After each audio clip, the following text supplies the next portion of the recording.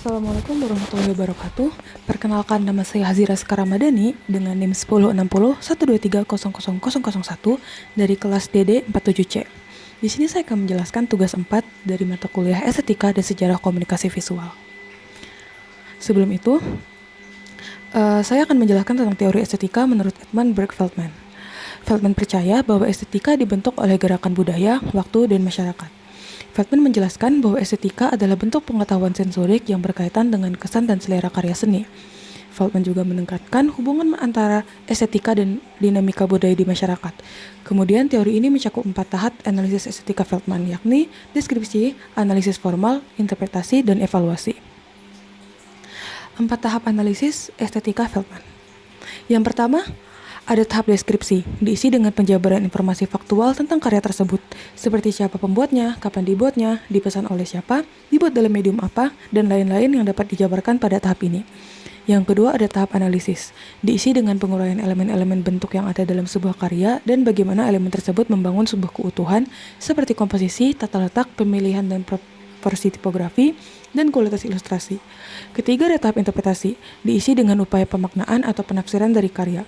Tujuan, ungkapan, serta ekspresi seniman atau desainer dapat mulai diterka atau dikonstruksikan pada tahapan ini.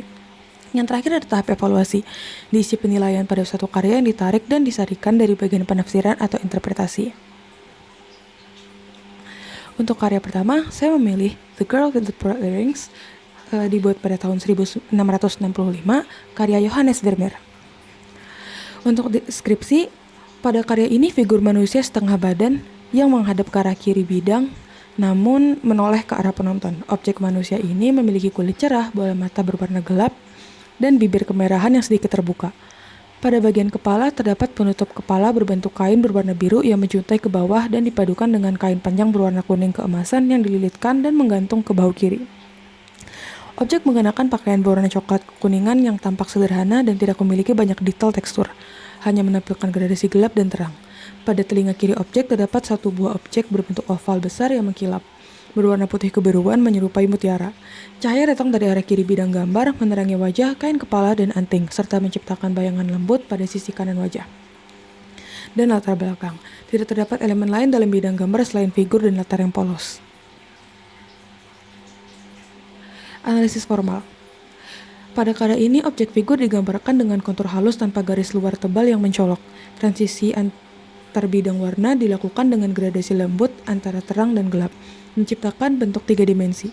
Pencahayaan menjadi unsur utama dengan warna-warna terang seperti putih, biru muda, dan kuning keemasan yang muncul kuat dari sisi kiri wajah dan kain kepala, sementara bayangan gelap lembut mengisi sisi kanan. Warna kulit menggunakan variasi nada krem, merah muda, dan coklat pucat, dipadukan dengan gradasi halus. Tekstur terlihat halus terutama di wajah dan kain kepala, sementara latar belakang gelap polos tanpa detail atau garis tanah, memberikan kontras kuat terhadap objek utama.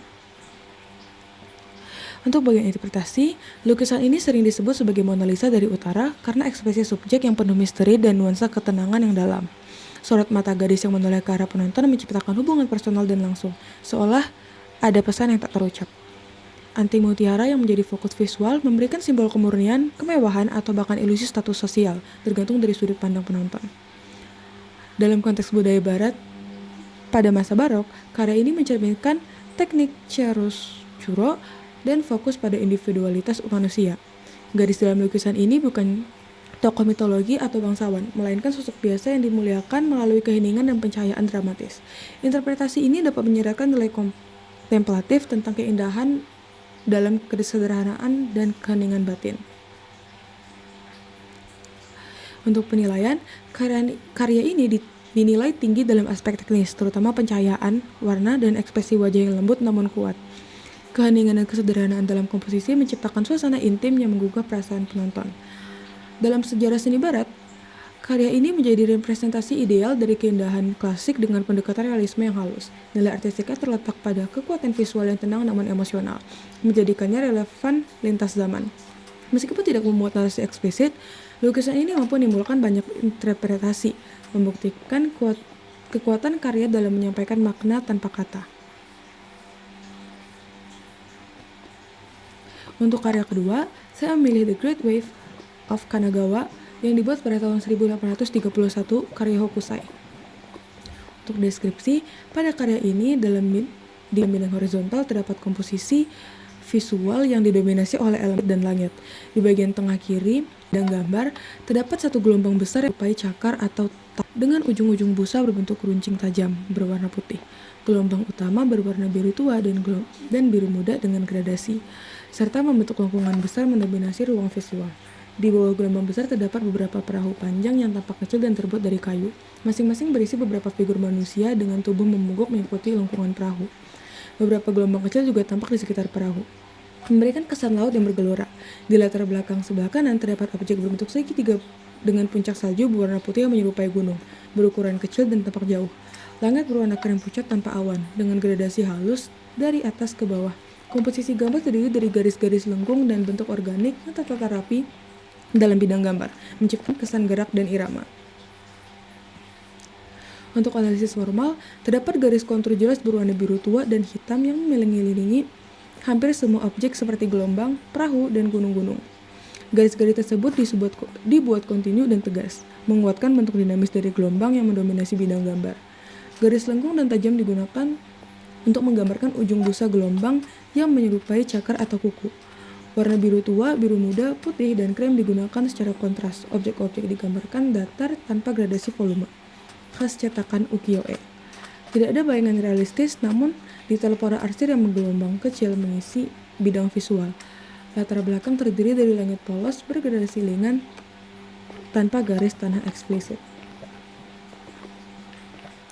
Untuk interpretasi, karya ini dimaknai sebagai simbol kekuatan alam yang tak terbendung dan ketakberdayaan manusia di hadapannya. Gelombang besar yang tampak akan menelan perahu-perahu kecil digambarkan ketegangan antara manusia dan alam. Namun dari kejauhan, Gunung Fuji tetap berdiri teguh dan tenang, menjadi lambang ketahanan, kestabilan, dan kekekalan. Dalam budaya timur, khususnya Jepang, ombak dan gunung merupakan simbol dualitas yin-yang, antara kekacauan dan ketenangan. Fukushi tidak hanya menampilkan lanskap visual, tetapi juga metafora eksistensial yang mencerminkan pandangan hidup orang Jepang tentang keharmonisan dengan alam dan kesadaran akan keterbatasan manusia. Untuk aspek penilaian, karya ini dianggap sebagai salah satu pencapaian tertinggi dalam seni grafis Jepang. Komposisi yang dinamis, kontras warna biru dan putih, serta keseimbangan visual antara gelombang besar dan Gunung Fuji menunjukkan kejeniusan Hokusai dalam menciptakan kesan gerak dan ketegangan. Nilai estetikanya tidak hanya terletak pada bentuk visual, tapi juga makna dan filosofisnya. The Great Wave menjadi ikon budaya dunia dan berhasil menjembatani estetika timur dengan pengaruh seni barat, menjadikannya karya yang penting secara historis dan lintas budaya. Kemudian karya ketiga ada arca kepala jina atau Buddha, dibuat pada abad ke-8 hingga 9 Masehi. Untuk deskripsi, objek arca berbentuk kepala manusia yang terbuat dari batu. Permukaan objek tampak kasar dengan warna abu-abu kehitaman. Bentuk kepala proporsional simetris dengan ekspresi wajah tenang dan mata tertutup, sebagian seolah dalam keadaan meditasi. Rambut objek digambarkan dengan pola spiral atau bulatan kecil yang teratur dan menonjol di seluruh permukaan kepala.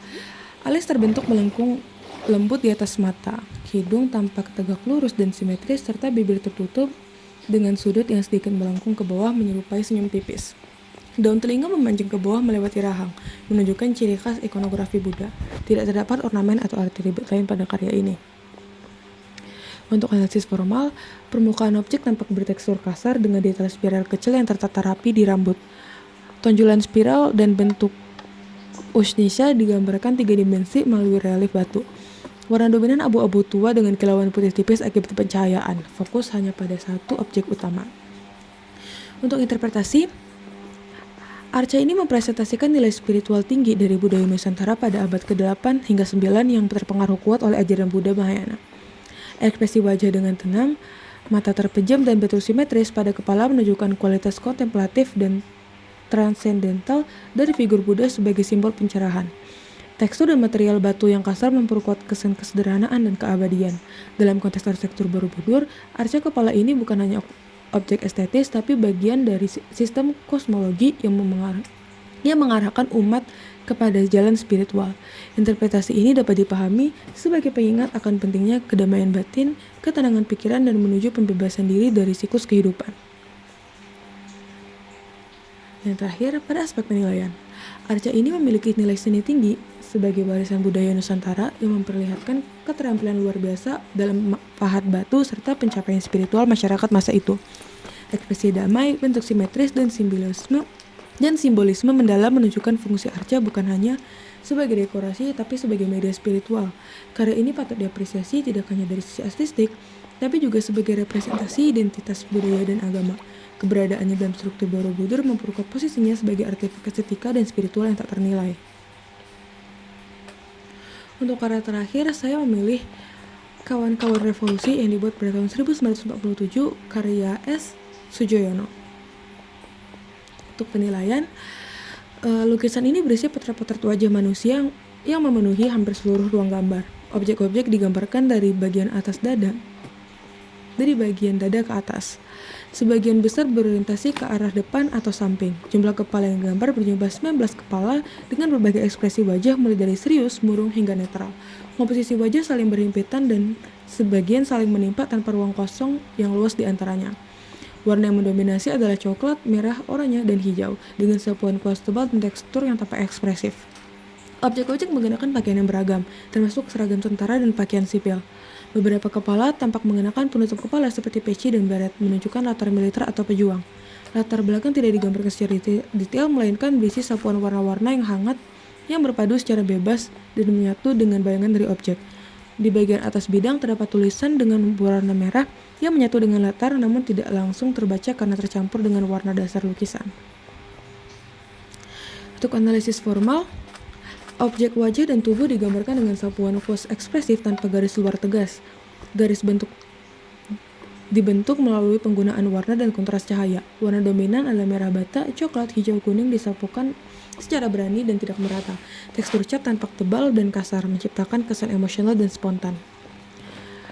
Warna gelap dan terang digunakan untuk menunjukkan dimensi wajah serta ekspresi masing-masing figur. Tidak terdapat batas yang tegas antara objek dan latar. Warna latar berpadu dengan objek secara bebas. Tidak ada garis tanah atau horizon yang membagi ruang gambar, menjadikan seluruh bidang gambar terasa padat dan intens. Untuk interpretasi, lukisan ini memuat semangat kolektif dan patriotik dari masa revolusi Indonesia. Deretan wajah dengan ekspresi kuat dan penuh karakter merepresentasikan keberagaman dan keteguhan para pejuang yang tidak dikenal secara individu, namun memiliki satu tujuan bersama, yaitu kemerdekaan. Tidak ada satu tokoh yang lebih menonjol dari tokoh yang lain, mempertegas nilai kolektivitas dalam perjuangan nasional. Sebagai pelukis realis dan peletak dasar seni lukis modern, Sujoyono menggunakan teknik ekspresif untuk membangun narasi emosional yang kuat. Lukisan ini bukan sekedar dokumentasi visual, melainkan cermin dari jiwa bangsa yang sedang bergejolak. Ini, karya tersebut menjadi medium untuk mengenal dan menghormati semangat pengorbanan para pejuang. Yang terakhir, untuk penilaian, karya ini memiliki kekuatan emosional yang sangat tinggi. Teknik ekspresif dan sapuan kuas yang dinamis mampu menangkap semangat zaman yang kuat. Lukisan ini dinilai berhasil dalam menyampaikan pesan nasionalisme tanpa harus bergantung pada simbol-simbol formal. Secara artistik, lukisan ini tidak menekankan keindahan visual semata, melainkan kejujuran ekspresi dan keberanian dalam menyampaikan kenyataan. Penilaian tertinggi diberikan pada kemampuannya mengabadikan semangat perjuangan dalam bentuk visual yang tetap relevan hingga kini. Sekian dari saya, terima kasih.